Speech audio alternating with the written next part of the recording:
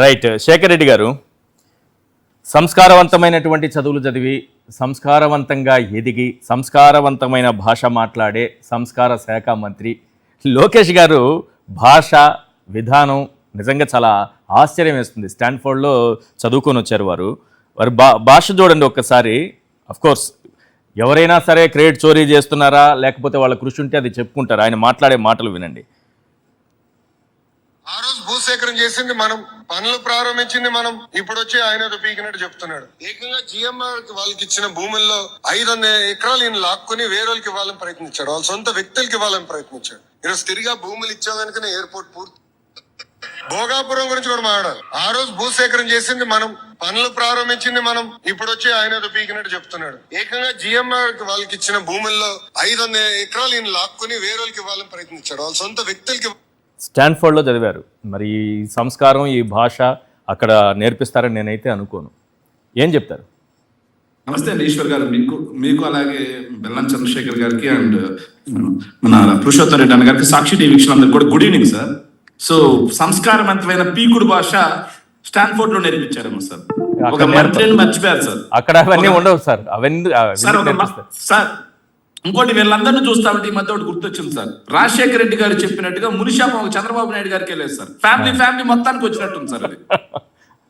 మునిశాపం నిజం మాట్లాడితే తల 1000 వ్రక్కలైపోద్ది అనే మునిశాపం ఈ ఫ్యామిలీ మొత్తానికి వచ్చినట్టుంది సార్. అందుకే అందరూ ప్యాకేజ్ గా అందరూ కలిసి ఒకేసారి అబద్ధాలు మాట్లాడటం మొదలు పెట్టారు సార్. ఎంత దుర్మార్గం అంటే సార్, ఈ భోగాపురం ఎయిర్పోర్ట్ కి ఎవరు ఏం పీకారో నారా లోకేష్ యొక్క భాషలోనే నేను చెప్తాను సార్.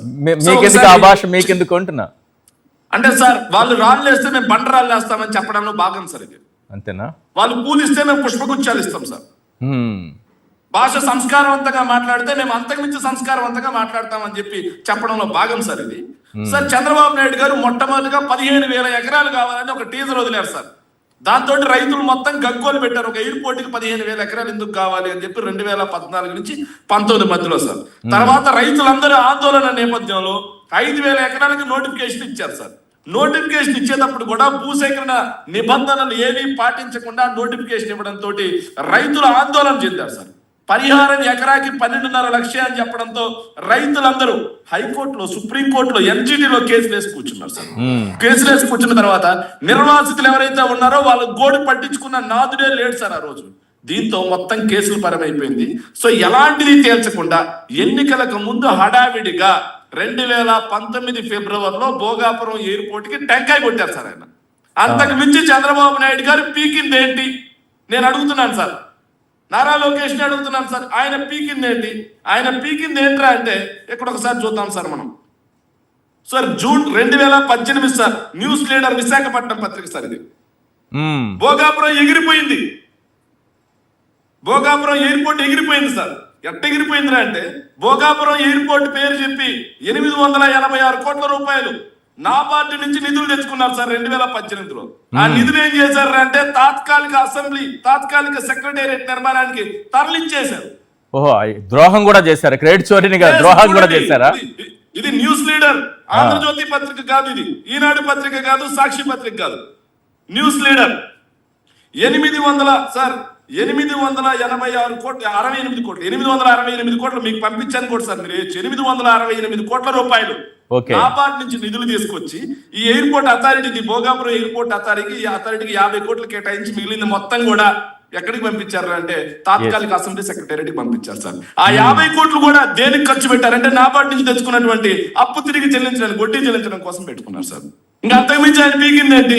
ఇక్కడ ఇంకో మాట కూడా చూడండి సార్. ఈయన దెబ్బకి టెండర్లు వేయడానికి ఆ రోజులో పరిస్థితి సార్. టెండర్లు వేయడానికి జిఎంఆర్ కానీ అందరి ఊరు రాకుండా టప్ప పారిపోయారని రాశారు సార్ అప్పుడు.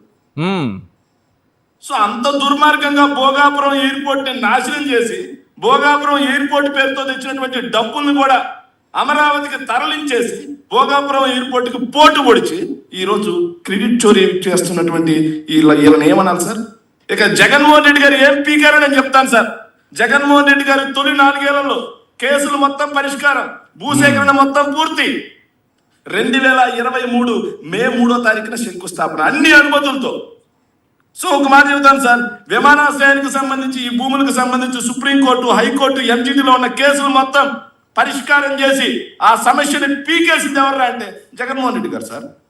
ఇక రైతుల డిమాండ్లు పరిష్కరించి 2751 ఎకరాల భూమిని సేకరించింది ఎవరు అంటే నాడు జగన్మోహన్ రెడ్డి గారే. పీకింది ఆయనే. ఈనాడు పత్రికలో ఒకటి రాశారు సార్, ఒకసారి చూస్తే ఈనాడు పత్రికకు సంబంధించి ఇవన్నీ మాట్లాడాలి సార్, వాళ్ళు రాసినటువంటి పత్రికలే సార్. 6/4/2021 ఈనాడు పేపర్ సార్. ఇంకా ఇది జగన్మోహన్ రెడ్డి గారు ముఖ్యమంత్రిగా ఉండగా సార్, ఇంకా సేకరించాల్సినటువంటి భూములు 500 ఎకరాలు, కోర్టు కేసుల చిక్కుల్లో 250 ఎకరాలు, కొలిక్కి వస్తున్నటువంటి భూసేకరణ, విమానాశ్రయానికి కేటాయించిన 2300 ఎకరాలకు గాను 1800 ఎకరాలకు పూర్తి స్థాయిలో అడ్డంకులు ఈ ప్రభుత్వం తొలగించేసింది. ఈ ప్రభుత్వం అంటే ఎవరు సార్? 2021 ఎవరు సార్? 2021లో తన ఆస్థాన పత్రిక కరపత్రిక ఈనాడు రాసింది సార్. ఇంకా 110 ఎకరాలు పిఓటి కేసుల్లో ఉండగా మరో 131.41 ఎకరాలకు సంబంధించి రిట్ పిటిషన్లు కోర్టులో ఉన్నాయి. ప్రస్తుతం భూముల విలువ పెరిగింది కాబట్టి, ఈ ప్రభుత్వం మంచి ధర ఇస్తుంది కాబట్టి రైతులే స్వచ్ఛందంగా భూములు అప్పగిస్తాం అని అంటున్నారు అని చెప్పి ఈనాడు పేపర్ రాసింది సార్. మరి భూసేకరణ చేసింది ఎవరు సార్?